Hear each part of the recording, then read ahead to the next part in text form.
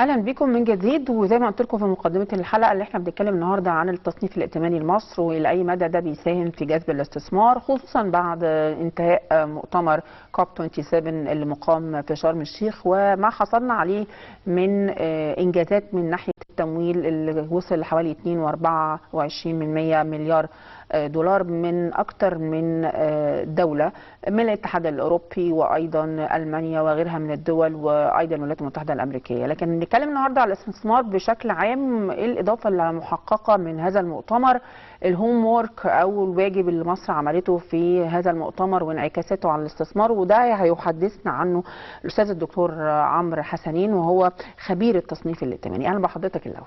اهلا بيكي. ولو اتكلمنا في الاول خالص، يعني قبل ما ادخل في المؤتمر وانعكاسات ده على الاستثمار، حابه اتكلم على التصنيف الائتماني ودوره ايه في الفتره الحاليه، خصوصا بعد تقرير منظمه او مؤسسه فيتش حوالين مصر، وده هيساهم يعني لاي مدى في الفتره القادمه في عمليه الاستثمار. نبتدي كده الاول حقيقه بالتصنيف الائتماني. التصنيف الائتماني عباره عن ايه؟ اي مستثمر عايز يستثمر فلوسه في دولة اجنبية عنه، عنده حل من اتنين: يا اما يروح الدولة ويستكشف امورها، او يلجأ الى تقرير من تقارير المؤسسات الدولية للتصنيف الائتماني. هما 3 مؤسسات المعروفين: ستاندرد اند بورز وموديز وفيتش. فالمستثمر بيبص على التصنيف الائتماني. التصنيف الائتماني بيحدد درجة المخاطر اللي المستثمر هيقابلها لما يستثمر في الدولة دي. فكل ما درجة المخاطر تبقى أعلى، التصنيف الائتماني بيبقى أقل. التصنيف الائتماني الأقل معناه درجة مخاطر عالية، يبقى بيحذر المستثمر، بيقول له خد بالك وانت رايح تستثمر في الدولة دي انت بتواجه مخاطر عالية شوية. في الحالة دي المستثمر بيبقى محتاج انه يوازن ما بين درجة المخاطر اللي هو مستعد يتحملها والعائد اللي يطلبه. كل ما درجة المخاطر تزيد كل ما العائد يزيد، ده طبيعي. كل ما درجة المخاطر تزيد كل ما العائد يزيد. فلو التصنيف الائتماني عالي، المستثمر يطلب عائد اقل لان المخاطر اقل. كل ما التصنيف الائتماني يقل معناها المخاطر عالية، معناها ان المستثمر عشان يروح الدولة دي لازم يطلب عائد اعلى. فده باختصار ماهية التصنيف الائتماني. لو ابتدينا من الاخر، ومؤسسة فيتش كان عندها تصنيف ائتماني لمصر بي ماينس وقللته عما سبق. أيوه. وكان حتى انها درجة عالي المخاطر، برغم ان على ارض الواقع مصر ما عندهاش توترات سياسية، عندها عملية استقرار أمني واستقرار سياسي. ثم أيضا نجحنا في مؤتمر كوب 27. يمكن هذا المؤتمر أو هذا التقرير كان قبل المؤتمر، وشفنا كمان داخل المؤتمر العديد من المنح والمبادرات المالية اللي خاصة بالهيدروجين الأخضر، سواء بلجيكا أو الولايات المتحدة الأمريكية الخاصة بغاز الميثان والتحول إلى الطاقة النظيفة. يعني شايفين إيجابيات كثيرة جدا لدول كبرى أنها تتوجه نحو الاستثمار في مصر ومع مصر. يعني ايه العلاقه بقى بين الاثنين؟ يعني هذا تمام. على اي اساس خدنا بي بلس، عفوا بي ماينس؟ هو شوفي حضرتك، هو فيتش كانت حاطه مصر عند بي بلس، ولكنها حطتها نظره مستقبليه سلبيه.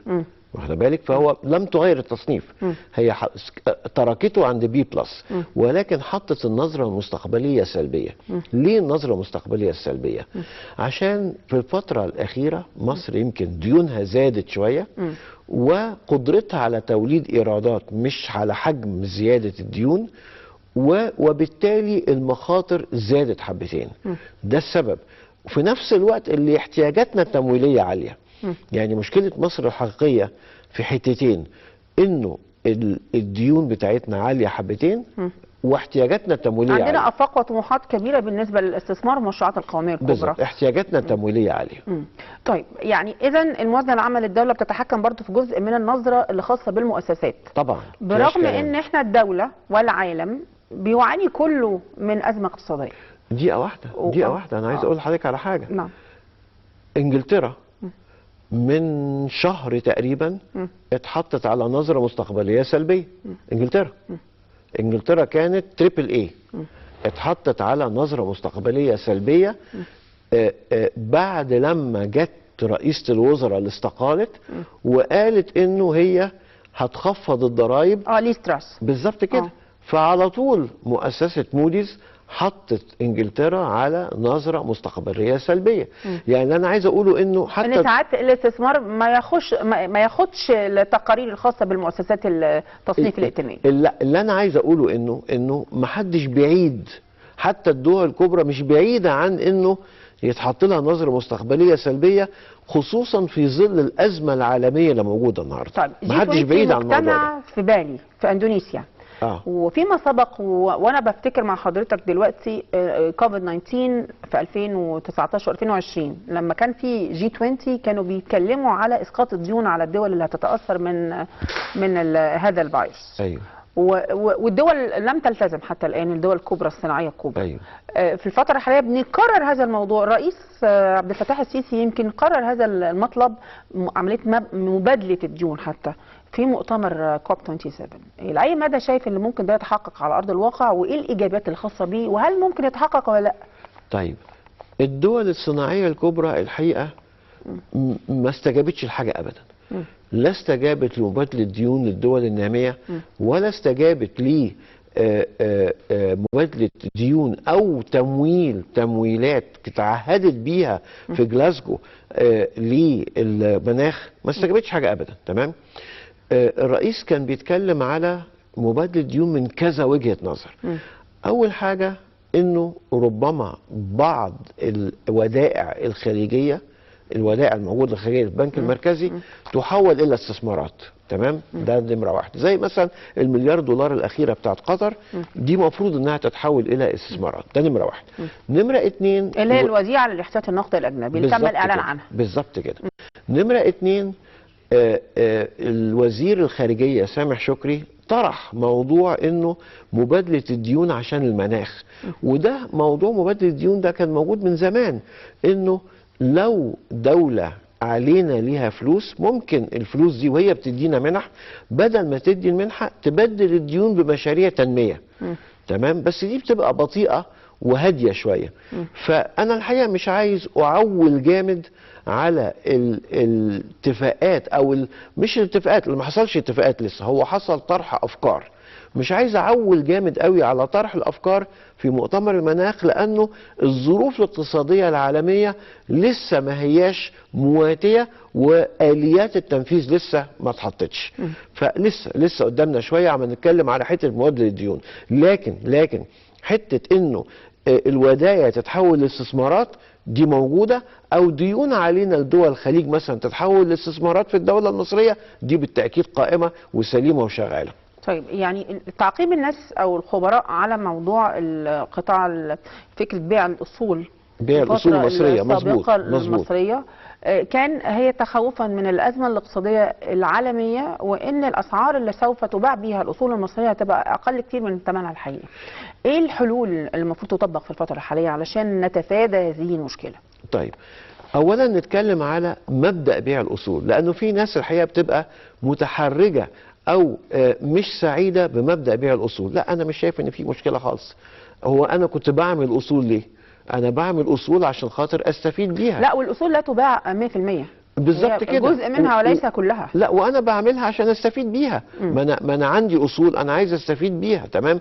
وبالعكس يعني حتى لو انا ببيعها لدول الخليج، النهارده دول الخليج بسم الله ما شاء الله سبقوا في حته التقنيه، سبقوا في حته التكنولوجيا واستخدام التكنولوجيا، سابقين. فهو هيجيب لنا تقنيه، وهيجيب لنا تكنولوجيا، وهيجيب لنا معرفه، وهيجيب لنا نو هاو. الكلام ده كله حاجات كويسه، فحاجات ما نزعلش منها. من المبدا نفسه، بتكلم على المبدا نفسه. المبدا نفسه انه في فايده، انه هتدار بطريقه كويسه، هيجي لها تقنيه ومعرفه وتكنولوجيا جديده تضاف، وبنضخ دم جديد. فده كلام ما يزعلش. هو المهم انه المشكله الوحيده انه السعر اللي بنبيع بيه، طبعا نتيجه الظروف الاقتصاديه العالميه ونتيجه ارتفاع المخاطر، فالسعر بيتدنى. ليه؟ زي ما قلت لحضرتك، هو لما التصنيف الائتماني بيوطى المخاطر بتعلى، فالعائد يعلى. معنى كلمه العائد يعلى ايه؟ انه عشان ياخد عائد عالي على استثماره لازم نبيع احنا بسعر قليل. تمام. او بسعر اقل شويه. فاحنا عايزين نعمل ايه؟ عايزين نركز على المخاطر بتاعتنا.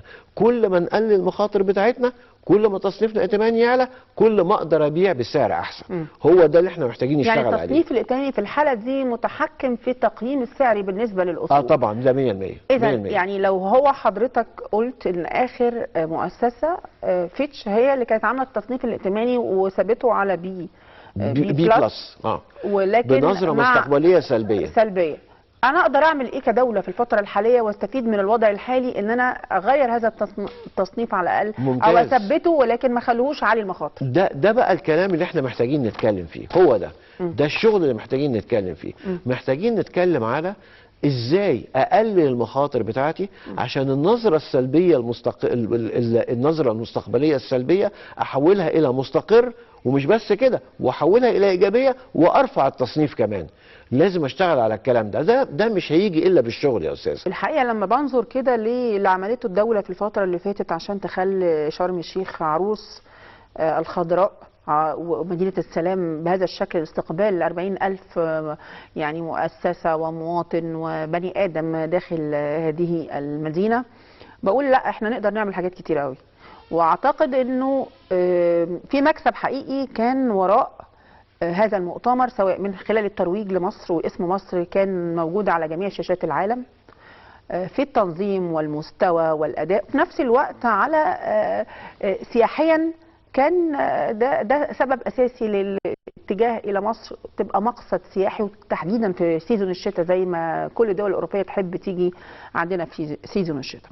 شايف اي قطاع ممكن نقدر ننجز بيه ونحل مشكله النقد الاجنبي في الفتره الحاليه؟ قطاعات معروفه، قطاع صناعه، زراعه، سياحه. انا وتكنولوجيا المعلومات. تكنولوجيا المعلومات. انا برشح النهارده قطاع السياحه. ليه؟ نمسك كده شرم الشيخ زي ما سعادتك اشرتي بقت عروسه. احنا صرفنا على شرم الشيخ حسب الارقام المعلنه في حدود 15 مليار جنيه. انا نفسي اعمل الاتي، المؤتمر خلص الحمد لله. انا عايز ابص على نتائج المؤتمر، جالنا من المؤتمر قد ايه؟ المؤتمر منها جالنا قد ايه؟ وايه الايجابيات والسلبيات؟ نجحنا في ايه؟ وايه اللي احنا محتاجين نحسنه عشان نعمل مؤتمرات اخرى زيه، عشان ال 15 مليار جنيه دي نرجعها اضعاف. ده نمره واحد. نمره اتنين، عندنا فرصه ذهبيه، فرصه ذهبيه. الشتاء اللي جاي بينذر انه لن يكون شتاء رحيم على اوروبا بسبب المشاكل اللي حاصله بين روسيا واوكرانيا وبسبب ازمه الطاقه والكلام ده كله. طيب شرم الشيخ بقت عروسه. طيب ابتدي بقى اظبط اداء السياحه بتاعي. انا اتمنى اننا كلنا كدوله نشتغل تحت امر وزير السياحه. كلنا نشتغل تحت امر وزير السياحه ونشوف وزير السياحه عايز يعمل ايه عشان يقدر يسهل للسايح حياته وهو جاي. نروج لشرم الشيخ في الفتره اللي جايه من اول دخول السايح المطار. دي أزمة حقيقية الحقيقة بيواجهها السايح وبيواجهها كل الناس، يعني من أول دخوله المطار لحد ما يركب مواصلة يوصل للأوتيل بتاعه، لحد نظافة الأوتيل بتاعه، لحد معاملته في الأثناء دي كلها ومعاملته في الأوتيل، لحد إنه احتاج يروح مستشفى عشان يتعالج، لحد إنه راح ريستوران عشان ياكل، مطعم عشان ياكل فيه وما يتعبش ما يجيلوش مغص معوي، وهكذا. إحنا كلنا كشعب وكحكومة نشتغل تحت أمر وزير السياحة عشان خاطر نقدر نخلي تجربة السائح تجربة جميلة. أنا نفسي أعمل استبيان كده صغير للسائح بعد ما قضى فترته جوه مصر وهو خارج من المطار، وأسأله هترجع تاني ولا لأ؟ هتحب ترجع تاني ولا لأ؟ أنا أتمنى إنه على الأقل قول إيه المشاكل اللي قابلها عشان نقدر نحلها. بالظبط كده. إحنا لحد دلوقتي مع الأسف بنشتغل على السائح المرة الواحدة. لأ، أنا عايز السائح يرجع مرة واثنين وثلاثة، وهو ده النجاح بتاع السياحة. لو عرفنا نخلي السائح يرجع مرة واثنين وثلاثة هو ده نجاح السياحة. احنا عندنا بنية تحتية بالنسبة للسياحة في مصر، ويمكن الفترة اللي فاتت كمان كان في استعدادات للمتحف المصري الكبير اللي هيتم افتتاحه مع 2023، وسيادة الرئيس كمان أمر بعملية إزالة العشوائيات اللي حوالين هذه المنطقة وتجهيزها بشكل يليق بالأهرامات وهذا المتحف المهم اللي بيعد من أهم الآثار والمقاصد السياحية مش بس في مصر، ده على مستوى العالم. يعني كل هذه الإجراءات بتتم، لكن يعني سريعا هو ده الإجراء الوحيد اللي ممكن يدخلنا نقد أجنبي، أم هناك إجراءات أخرى لابد أن تتبع في قطاعات أخرى وتبقى سهلة؟ التحول الرقمي حضرتك قلت عليه ده مهم، هل التحول الرقمي جزء من لا يتجزأ من عمليه التصنيف برضو الائتماني اللي بتوضع في الاعتبار التحول الرقمي ولا؟ اكيد التحول، بس انا عايز ارجع للسياحه معلش دقيقه واحده. مصر بتجيب من السياحه حوالي 12 مليار دولار. دبي بتجيب في نفس الفتره 38 او 40 مليار دولار. مصر مؤهله انها تجيب ما اللي في مستوى مصر. الدول اللي في مستوى مصر بتجيب 60 وانت طالع 60 فيما فوق مليار دولار. انا بقول لو مجرد اننا عملنا السايح معامله كويسه من غير ما نعمل اي حاجه تانية، مجرد معامله لائقه للسايح، ال 12 مليار تتحول الى 24 مليار واحنا هي الفكره ان مغمضين. احنا عندنا مقاصد سياحيه وعندنا انواع سياحيه كثيره، ولكن مش المشكله موجودة عندنا في العالم. الخدمات اللي تحت هذه المقاصد السياحيه ومعامله يعني السايح. ما عندناش مثلا خدمه فندقيه من اعلى مستوى، ما عندناش خدمات خاصه او تنوع في المطاعم، ما عندناش حتى ابتدي بس يا استاذه بمعامله السائح، ابتدي بمعامله السائح معامله كريمه. ابتدي بده هي. انا بقول نقدر نضاعف دخلنا بمجرد المعامله الكريمه. لو استثمرنا بقى شويه في الكلام اللي حضرتك بتقوليه، لا نوصل لل 50 و60 مليار دولار ما نحتاجش المليم من بره. اوكي؟ طيب حضرتك سالتيني على التحول الرقمي. التحول الرقمي ده بيعمل ايه؟ التحول الرقمي بيخلي جميع التعاملات اسهل واسرع واضبط. فالتحول الرقمي بيخدم جميع القطاعات، بيخلي تعاملاتنا المالية والمصرفية والبنكية والضرائبية، بيخلي كل الحاجات دي تعاملات أسهل وأسرع. فالتحول الرقمي بيخدم جميع القطاعات. هل ده يرفع من شأن الدولة؟ طبعا طبعا يرفع من شأن الدولة، بس المهم انه بقية القطاعات تتفاعل معاه وتطبقه بالطريقة السليمة.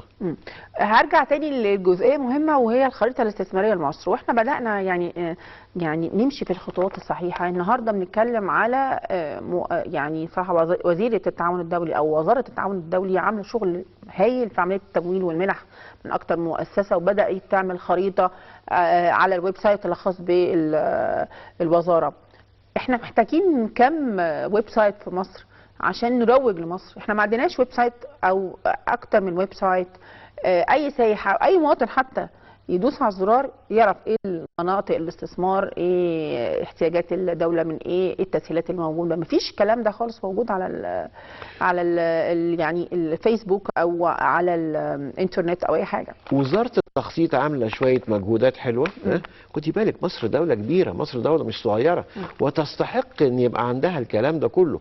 وزاره التخطيط عامله شويه مجهودات حميده جدا، ولكن طبعا انا معاكي، محتاجين اكتر ومحتاجين نبقى في شفافيه ويبقى في وضوح في الخطط بتاعتنا. بس الاهم من كده تسهيل عمليه الاستثمار، تسهيل حياه المستثمر. وحاجه مهمه قوي، عايز ابتدي من المستثمر المحلي، لانه اذا المستثمر المحلي بيشتكي المستثمر الاجنبي مش هيشتكي. يعني حضرتك خبير في التصنيف الائتماني، هل التصنيفات الائتمانيه بتبقى صحيحه 100% ولا موجهه من بعض الدول وسياسات على مستوى اكبر سياسيا؟ طيب سؤال حضرتك ده وبصراحه عايزينها بصراحه بجد. حاضر. سؤال حضرتك ده له شقين. اول شق اللي هو هل هي سليمه 100%؟ هقول لك ده عمل بشري. ده عمل بشري، مفيش عمل بشري. بس ده كلام دبلوماسي. لا انا لسه هكمل لك. انا لسه هكمل لك. مفيش عمل بشري اقدر اقول عليه سليم 100%. ده عمل بشري. هل مؤسسات التصنيف في بعض الاحيان بتخطئ؟ طبعا بعض الاحيان بتخطئ. الله، طب ما هو الانهيار اللي حصل في 2008 نتيجه الرهونات بتاع الرهن العقاري، تمويل العقاري والرهن العقاري، ووقع الاسواق والشركات التصنيف الائتماني ما لحقتش انها تنذر بذلك. تمام؟ ده حاجه. فمن ناحيه ان هي ده عمل بشري، ده نمره واحد. هل بقى في توجهات سياسيه؟ الحقيقه ما شفناش حاجه زي كده اهوت. ليه؟ خدي بالك التصنيف الائتماني نظره مستقبليه وليس نظره لورا، نظره لقدام. طب ما هو لو هو متوجه سياسيا او لو هو بيقول حاجه مش اللي شايفها، طب ما هو كلها كام يوم وهيتكشف. واخده بالك؟ يعني هو بيقول ايه؟ خدوا بالكم هيحصل كذا. طيب ما هو اذا ما حصلش بقى الكلام اللي هو اعلانه غلط. مثلا فيتش التصنيف الائتماني التقرير اللي طلع بعد ما اتوافق مبدئيا على صندوق النقد الدولي، وصندوق النقد الدولي لا فيتش طلعت قبل موافقه الصندوق. قبل موافقه الصندوق ده بالتاكيد. بالتاكيد قبل موافقه الصندوق.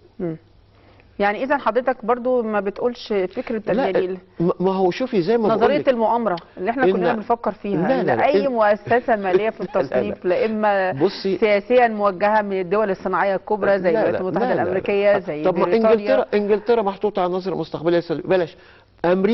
امريكا بجلاله قدرها تم تخفيضها في سنه 2008. اتخفضت امريكا بس كان عندها ازمه حقيقيه الرهن العقاري. بس اتخفضت امريكا اتخفضت. وانا فاكر كان باراك اوباما طلع وكان زعلان جدا وغاضب بس اتخفضت. لا شوفي حضرتك، التصنيف الائتماني بيتبع مبدا ان غدا لناظره قريب. بس ده كله كوم، وان الدوله لما تحفز ولما تعمل تسهيلات وتيسيرات للاستثمار الاجنبي ده في حد ذاته حاجه بعيده عن التصنيف، غير اتفاقات الدول وتوجهات حكومات الدول. مظبوط. هو بيبص على التصنيف الائتماني، بيبص على احتمالات المخاطر المستقبليه. تمام. وزي ما قلت لك ان غدا لناظره قريب. ما هو اذا هو غلط هيبان انه غلط كمان شهر.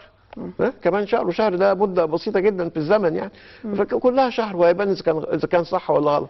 وساعتها اذا كان غلط الناس لن تعتمد على تصنيفاته، اذا كان صح الناس هتعتمد على تصنيفاته. استاذ الدكتور عمرو حسنين خبير التصنيف الائتماني، بشكر حضرتك على هذا اللقاء الممتع اللي اتعرفنا فيه على ايضاحات كثيره، ويمكن قدرنا نرسم يعني خريطه مستقبليه ممكن للدوله في الفتره الحاليه انها تطلع من الازمه الاقتصاديه وسريعا.